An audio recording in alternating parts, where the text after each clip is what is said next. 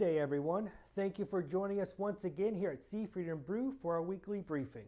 I am Jamie Sumner, Chief Analyst, and for this week's briefing, we just want to go over the employment situation report that came out last week for January. So overall, fairly positive. We created 200,000 jobs in the month of January, and you can see overall the participation rate stayed the same at 62.7%, and the unemployment rate remained at 4.1% in here. So that's positive, continuing to show strength in the labor market. When we look at the types of jobs created, it's a similar story that we've seen over the past couple of months. We continue to see construction employment jobs growing. They grew by 36,000. Retail trade had a little bit of a rebound, came up 15.4 thousand. That's up from where we were in December, where we came off 25,000. So that's a substantial uptick. And then also we look at that healthcare and social services, where we continue to see the increase in employment. And that's up 25.8. It will be interesting to see where that number comes in throughout this year, as we see Amazon starting potentially to get into that market. And then we have that leisure and hospitality also up 35,000 jobs. And then we have that professional and business services up 23,000. So overall, we had a pretty good distribution of jobs being created into different industries.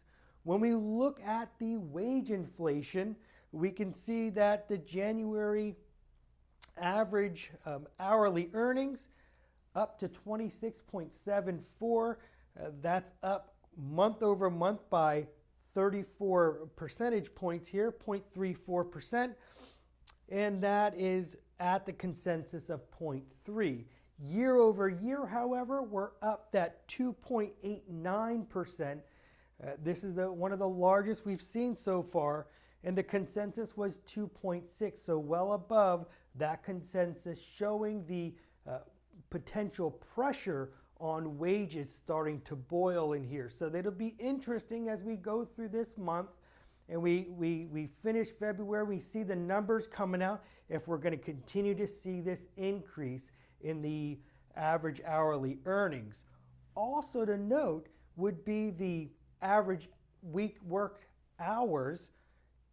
That weekly hours went from 34.5 down to 34.3. So we had a little bit of a pull off in the number of hours worked. As we said before, the unemployment rate remained at 4.1%, where it's been over the past 4 months. However, when we look at the U6, that all-encompassing unemployment rate, we can see that's actually up to 8.2, up from 8.1 last month and 8% back in November.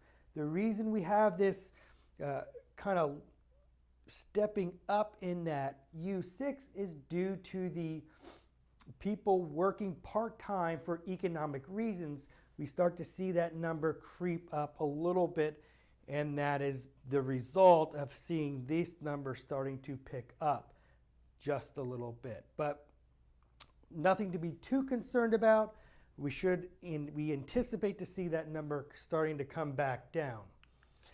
That's what we have for you this week in regards to the employment situation report. Next week, when we do our presentation, it will be about the fourth quarter performance for our community benchmark group.